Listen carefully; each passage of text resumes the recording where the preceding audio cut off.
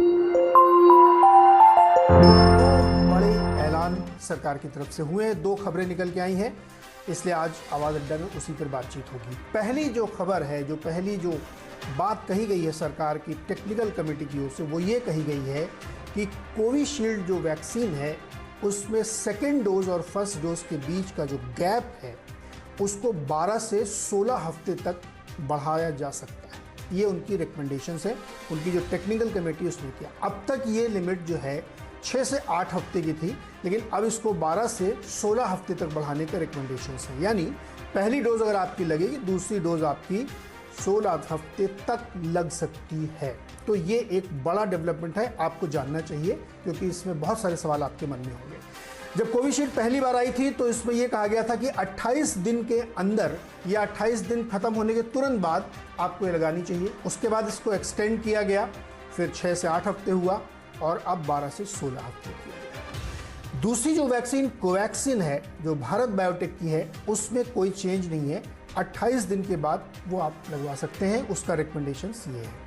तीसरी जो स्पुतनिक आने वाली है उसके बारे में अभी कोई ऐसा स्पेसिफिक डायरेक्शन नहीं आया है। तो ये सवाल उठता है कि ये लिमिट क्यों बढ़ाई गई, इसके पीछे क्या मकसद है, क्योंकि कोविशील्ड सबसे ज़्यादा लगने वाली वैक्सीन है हिंदुस्तान में, उसका प्रोडक्शन ज़्यादा है, उसकी सप्लाई ज़्यादा है, तो वो सबसे ज़्यादा वैक्सीन लग रही है। तो ये मियाद क्यों बढ़ाई गई है? क्या ये इसलिए कि ज़्यादा लोगों को लग पाए या इसलिए कि ज़्यादा कारगर हो सकती है? ये टेक्निकल सवाल हैं जो हम आपको आज बताएंगे। तो दूसरा जो सवाल है बड़ा, वो ये है कि क्या कोरोना का पीक बन गया है? ये अभी शायद कोई पक्के तौर पे नहीं बता सकता, एक गेसवर्क हो सकता है, लेकिन ये चर्चा मैं इसलिए करना चाहता हूँ क्योंकि उसी टेक्निकल कमेटी के एक सदस्य एनके अरोड़ा का ये कहना है कि पीक कब होगा ये कहना बड़ा मुश्किल है, लेकिन शायद जून मिड तक ये हो जाए, क्योंकि केसेस में और पॉजिटिविटी में बहुत तेज़ी से गिरावट आ रही है। तो हो सकता है कि हम 15 जून के आसपास तक या उससे पहले भी पीक हासिल कर लें। ये दोनों कम टेस्ट करा रहे हैं या लोगों के टेस्ट में कम पॉजिटिव आ रही है, इन सब पे विस्तार से बातचीत होगी। सभी मेहमानों को बहुत बहुत स्वागत है। अब इस पे चर्चा करें तो सबसे पहले कंवर साहब आपके पास आ जाता हूँ, जो कि हिंदुस्तान का मामला है। ये जो अब कहा जा रहा है कि 16 हफ्ते तक का गैप किया जा सकता है, ऐसा क्यों कर रहे हैं ये?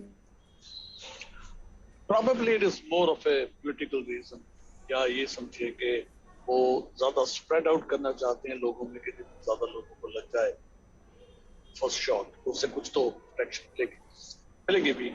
यही डिसीजन था यूके में एनएचएस का, कि उन्होंने इनिशियली 28 दिन के बाद सेकंड जैब लगाया था, लेकिन बड़ी जल्दी उन्होंने रियलाइज किया कि अगर हम 28 दिन पे लगाते हैं सेकंड जैब तो हम पूरी पॉपुलेशन को कवर करने में काफी ज्यादा वक्त लेंगे, जबकि अगर हम सारी पॉपुलेशन को जल्दी निपटा लेंगे तो उससे हम डिजीज को कंट्रोल करना थोड़ा सा इजी हो जाएगा। और यही हुआ जब जनवरी में एकदम से पीक आ गई थी वहां पे। दिसंबर में ही उनके लॉकडाउन शुरू हो गए, सॉरी दिसंबर 3rd वीक में उनके काफी केसेस बढ़ चुके थे और उन्होंने 22-23 दिसंबर के करीब उन्होंने लगा दी थी लॉकडाउन, और उसके बाद में बहुत तेजी से पीक हो गए, एकदम से पीक नीचे भी आए। सो उनका जो लॉजिक था वो पॉलिटिकल रीजन था कि हम इसको स्प्रेड आउट करें ज्यादा पॉपुलेशन और जल्दी पॉपुलेशन को गिरफ्त में लें वैक्सीन करके। यही थॉट प्रोसेस मैं सोचता हूँ कि इंडियन साइंटिस्ट का तो मैं कम कहूंगा, पॉलिटिकल विल और पॉलिटिकल प्रेशर इसमें जरूर ज्यादा होगा, क्योंकि साइंटिफिक ट्रायल्स और लॉजिक इसको सपोर्ट नहीं करते। लेकिन एट द सेम टाइम आप लॉजिकल माइंड से सोचेंगे तो आपको ये भी पता है कि अगर आपको एक शॉट लग चुका तो आपको उससे प्रोटेक्शन कितनी है ये तो आईजीजी लेवल्स करके ही बता सकते हैं, या कोई एक्सपेरिमेंटल लैब में टी लिम्फोसाइट काउंट करके देख सकते हैं, वो नहीं होता। तो हम एज्यूम करके चलते हैं कि कुछ महीने तो उसकी ना भी बूस्टर सेकंड मिले तो प्रोटेक्शन रहती है। तो अगर वो करके, अगर हम स्प्रेड ज्यादा करके, अगर ज्यादा पॉपुलेशन को हम कवर कर सकेंगे, इंडिया की पॉपुलेशन इतनी ज्यादा है, आज अभी 18 करोड़ पॉपुलेशन कवर हुई है, अभी कितना रास्ता चलना बाकी है।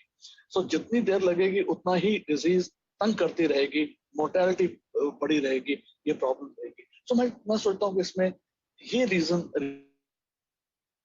रीजनिंग ज्यादा है रादर देन कि और कुछ जी डॉक्टर साइंटिफिक कंवर, आप ये कह रहे हैं कि इसमें साइंटिफिक डॉक्टर कंवर, इसमें आप ये कह रहे हैं कि शायद कंपल्सन ये होगा कि ज़्यादा लोगों को वैक्सीनेट कर पाएंगे क्योंकि अभी हमारा उतना प्रोडक्शन नहीं है। ये रीज़न ज़्यादा बड़ा है रादर इसके कि जो स्टडीज़ का हवाला दिया जा रहा है कि कनाडा में कोई स्टडी